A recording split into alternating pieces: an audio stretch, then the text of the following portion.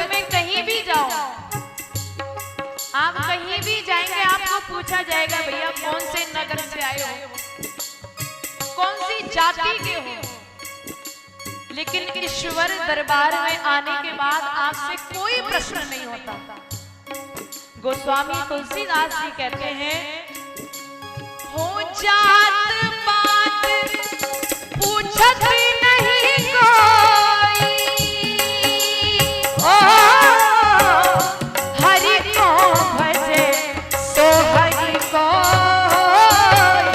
राम सिया राम जय जय राम, राम सिया राम जय जय राम।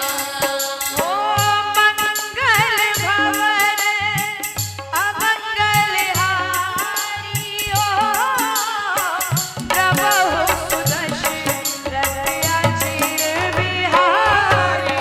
राम सिया राम जय जय राम, राम सिया राम जय जय राम। आइए गोस्वामी तुलसीदास जी कहते हैं कि बिन सत्संग विवेक ना हो और राम कृपा बिनु सुलभ ना सोई। बिन सत्संग के विवेक नहीं होता, और सत्संग जब तक हरि कृपा नहीं होगी तब तक आपको सत्संग भी श्रवण करने के लिए नहीं मिलेगा। मनुष्य के जीवन में ज्ञान और वैराग्य कब जागृत होते हैं? कहते हैं कि जिस समय एक जीव शमशान भूमि की तरफ जाता है। संतों ने कहा शमशान किसे कहते हैं कि जहां सभी के शव समान हो जाएं, उसे शमशान कहा जाता है।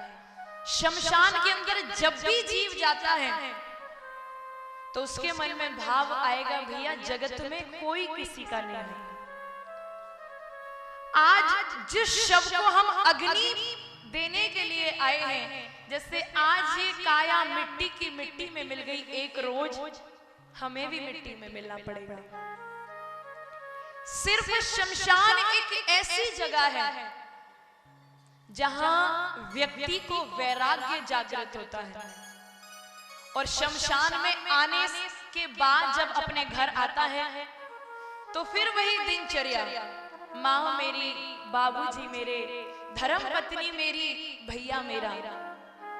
बल्कि जीवन की सत्यता यही है कि जगत में कोई किसी का नहीं है। जानते सब है लेकिन मानते शायद 30% भी ना हो। जीवन की सत्यता जब शमशान में जाने के बाद इस मनुष्य को मालूम पड़ती है तो एक दो दिन तो लगेगा कि हाँ जगत में कोई किसी का नहीं है, लेकिन फिर तीसरे दिन वही सब प्रारंभ हो जाता है। कहते हैं संतों ने गाया है कि एक बार 4 मनुष्य किसी शव को लेकर के शमशान भूमि की तरफ जा रहे थे। ध्यान से सुनो। अब जब भी किसी मरे हुए शरीर को शमशान की तरफ लेके जाते हैं तो पीछे वाले कीर्तन करते हुए जाते हैं, राम नाम, बोलिए राम नाम। क्या राम का नाम सत्य नहीं है? अभी ये लाइनें किसी शादी विवाह में जाके बोल रहा, बहुत मार पड़ेगी, जबकि सब जानते हैं कि राम का नाम ही सत्य है। अब 4 मनुष्यों ने मरे हुए शरीर को कंधा दिया और पीछे वाले कह रहे हैं राम नाम सत्य है और सत्य बोलो मुक्ति है। अब भगवान शिव ने सुना तो भगवान शिव बड़े खुश हुए, अरे वाह, पृथ्वी पर ऐसे भी लोग हैं जो मानते हैं कि राम नाम सत्य है। तो भगवान शिव से नहीं रोका गया। अब भगवान शिव अपने कैलाश पर्वत को छोड़ के आए और उनके पीछे पीछे चलने लगे। और भगवान भी गा रहे हैं क्योंकि राम नाम सत्य है। तो भगवान शिव भी कह रहे हैं राम नाम सत्य है, सत्य बोलो मुक्ति है। अब बेचारे कहते कहते शमशान भूमि में पहुंच गए, चिता तैयार करी और मरे हुए शरीर को रख दिया। अब थोड़ी देर सभी लोग वहां विराजमान हुए। अब वहीं बैठ के जो अच्छे मनुष्य थे, अगर अच्छे कार्य किए थे तो वहीं बैठ के बातें कर रहे हैं, भैया बहुत अच्छा आदमी था, बड़ा बुरा हुआ जो चला गया। और जिन्होंने देखा था कि इसने कुछ भी जीवन में अच्छा कार्य नहीं किया, वही कीर्तन कर रहे हैं, भैया बहुत बुरा आदमी था, अच्छा हुआ जो चला गया। भगवान ने थोड़ी देर कर दी, इसको और पहले बुला लेना चाहिए था। अब भगवान शिव सबकी बातें सुन रहे हैं। अब थोड़ी देर वहां सभी रुके, अग्नि लगा दी और वहां से एक एक करके सब चल दिए। भगवान शिव देख रहे हैं, अभी तक तो सब गा रहे थे आते समय राम नाम सत्य है, सत्य बोलो मुक्ति है, लेकिन अब इतनी जल्दी क्यों चल दिए?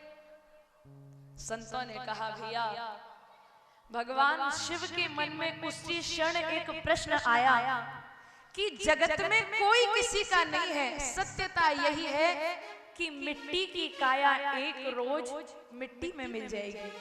भगवान शिव ने जब देखा कि सभी ने अग्नि लगा दी, राख बन गई, तो उस राख को लिया भगवान शिव ने अपने संपूर्ण शरीर के ऊपर लगा लिया और उसी समय से भगवान शिव शमशान भूमि में वास करने लगे।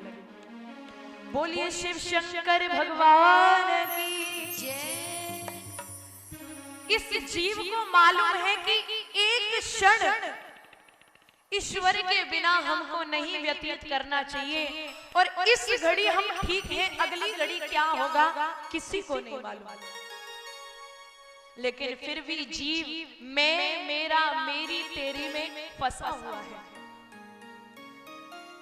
भगवान शिव ने गाया, संतों ने गाया कि अगर इस संसार के अंदर कोई सत्य है तो सत्य केवल यही है कि भगवान नाम लीजिए और जितना हो सके झूठ बोलने से दूर रहिए। संत कहते हैं कि 100 दिन दुर्दिन नाही, कौन सा दिन इस जीव के जीवन में सबसे दुखदाई है, दुख देने वाला है? 100 दिन दुर्दिन नाही, मेघ नभ में बहरावे। वो दिन दुख वाला दिन नहीं है जब नभ के अंदर, आकाश के अंदर बादल गरजते हैं। वो दिन भी बुरा नहीं है कि जिस दिन इंद्रदेव आपसे नाराज हो जाए, वो दिन भी दुख भरा दिन नहीं है।